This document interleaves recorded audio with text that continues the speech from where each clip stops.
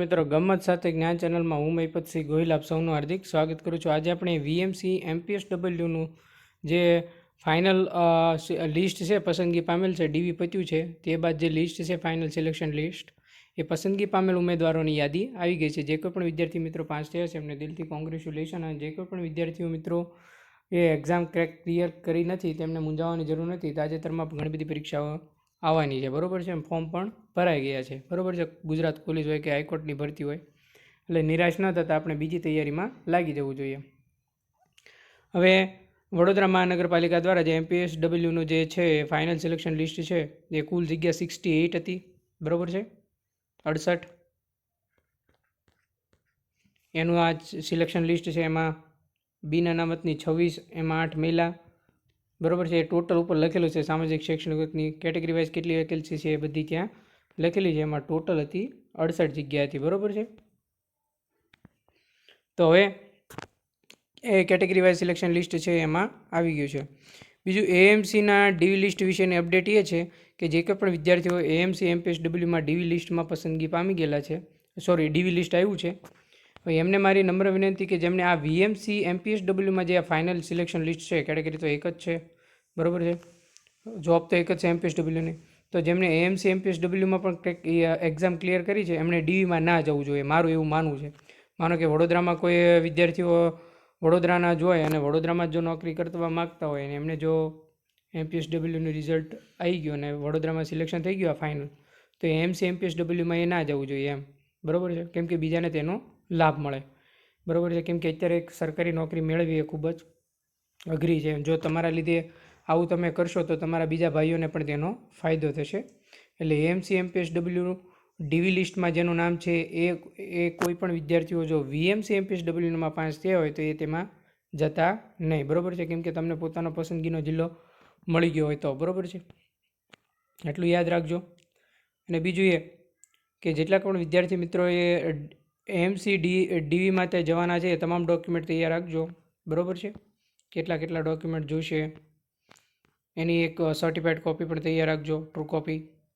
તો આ એકમાંથી હતી માત્ર અપડેટ કે વીએમસી એમપીએસડબલ્યુનું રિઝલ્ટ આવી ગયું છે અને એનું ડોક્યુમેન્ટ વેરિફિકેશન લિસ્ટ પણ કેટલા ગેરહાજર હતા એનું પણ લિસ્ટ આપેલું છે। ટોટલ 66 જણાનું લિસ્ટ આમાં આવી ગયું છે, બરાબર।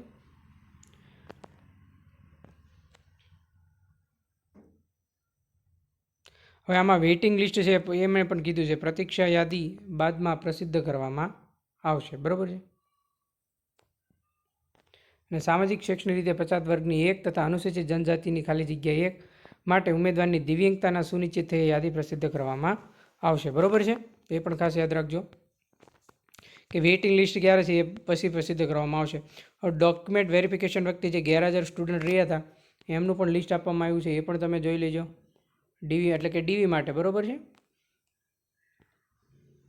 એ પણ તમે જોઈ લેજો કે આટલા ઉમેદવારો છે, ટોટલ કેટલા ઉમેદવાર છે, ટોટલ 11 ઉમેદવાર છે વીએમસી એમપીએસડબલ્યુ માટે ડોક્યુમેન્ટ વેરિફિકેશન માટે ગેરહાજર રહ્યા હતા, આ એમની યાદી છે એ પણ તમે જોઈ લેજો, બરાબર છે। આટલા ઉમેદવારો એ બીજી કોઈ પરીક્ષા પાસ કરી લીધી છે એવું આપણે માનવાનું, બરાબર છે। હવે આમાં પસંદગી પામેમાંથી પણ ઘણા ઉમેદવારો એવા છે કે જેને બીજી એક્ઝામ મળી, પરીક્ષા પાસ કરી લીધી છે, જિલ્લા પંચાયતમાં લાગી ગયા છે, તલાટીમાં લાગી ગયા છે, બરાબર છે, તો એ પણ વિદ્યાર્થીઓ છે એમાં નહીં આવે, એટલે વેઇટિંગ પણ ખુલશે, એ પણ થોડુંક નીચે જશે, બરાબર છે, એટલે વેઇટિંગ લિસ્ટ છે એ બાદમાં હવે હાજર થયેલા પસંદગીમાંથી કેટલા હાજર થશે ઉમેદવારો અને ત્યારબાદ કેટલી જગ્યા ખાલી રહેશે એના આધારે પ્રતીક્ષા યાદી બાદમાં પ્રસિદ્ધ કરવામાં આવશે। આ એક હતી માત્ર વેઇટિંગ લિસ્ટ વિશે ખૂબ મહત્ત્વની અપડેટ, બરાબર છે। તો આ હતી વીએમસી એમપીએસડબલ્યુનું અપડેટ। અને એએમસીમાં મેં તમને કીધું એમ એમપીએસડબલ્યુ વિશે પણ મેં તમને માહિતી આપી ડીવીનું, બરાબર, તો એ પણ ખાસ યાદ રાખજો। હવે કોઈ પણ વિદ્યાર્થીને પ્રશ્ન હોય તો કોમેન્ટ કરજો, હું તેનો આન્સર આપીશ। ઉપરાંત તાજેતરમાં આપણે ખાકી એક સપનું નામની લેક્ચર સિરીઝ ચાલુ કરેલી છે, જે કોઈ પણ વિદ્યાર્થીઓ જોડા માગતા હોય તો જોડાઈ જજો, એકદમ ફ્રી લેક્ચર સિરીઝ છે, કોન્સ્ટેબલની તૈયારી કરતા વિદ્યાર્થીઓ માટે ખૂબ જ ઉપયોગી નીવડશે। ખાકી એક સપનું 5 લેક્ચર આવી ગયા છે, બરાબર,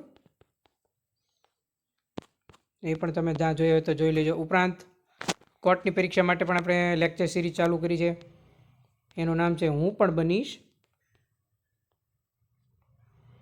કોર્ટ કર્મચારી, આ લેક્ચર સિરીઝનું નામ છે, બરાબર. એમાં પણ લેક્ચરો આવી ગયા છે, એ પણ તમે ના જોયા હોય તો જોઈ લેજો. એમાં રમતગમતનો ટૉપિક આપણે ચાલુ કરી દીધો છે. હવે નેક્સ્ટ લેક્ચર આવશે. તદ્દન ફ્રી લેક્ચર સિરીઝ છે, એમાં કોઈ પણ ચાર્જિસ નથી. અને જે પણ વિદ્યાર્થી બહેનો છે એમના માટે પણ સિરીઝ ચાલુ છે. એમાં 10 લેક્ચર આવી ગયા છે મુખ્ય સેવિકાની, બરાબર. એ પણ પ્લેલિસ્ટમાં જોઈશો તો તમને મળી જશે. ઓકે, તો મિત્રો આ લિસ્ટમાં જેનું નામ છે, આ PDF આપણે ઓલરેડી આપણા ગ્રુપમાં શેર કરી દીધી છે. જે કોઈ પણ વિદ્યાર્થી મિત્રો આપણા ટેલિગ્રામ ગ્રુપમાં જોડવા માગતા હોય, નીચે ડિસ્ક્રિપ્શનમાં લિંક આપેલી છે ગમત સાથે જ્ઞાન ગ્રુપની, ત્યાં પણ તમે જોડાઈ શકો છો. ત્યાં પણ તમને વિવિધ માહિતી આપવામાં આવશે અને તમામ લેક્ચરની PDF શેર કરવામાં આવશે, બરાબર છે. હવે કોઈ પણ વિદ્યાર્થીનો કોઈ પણ પ્રશ્ન હોય મને એની ટાઈમ ગમે ત્યારે કોમેન્ટ કરી શકે છે. થેન્ક યુ મિત્રો. કેવો લાગ્યો લેક્ચર? જો સારો લાગ્યો તો લાઇક કરી દેજો, શેર કરી દેજો, સબસ્ક્રાઈબ કરી દેજો. આભાર મિત્રો.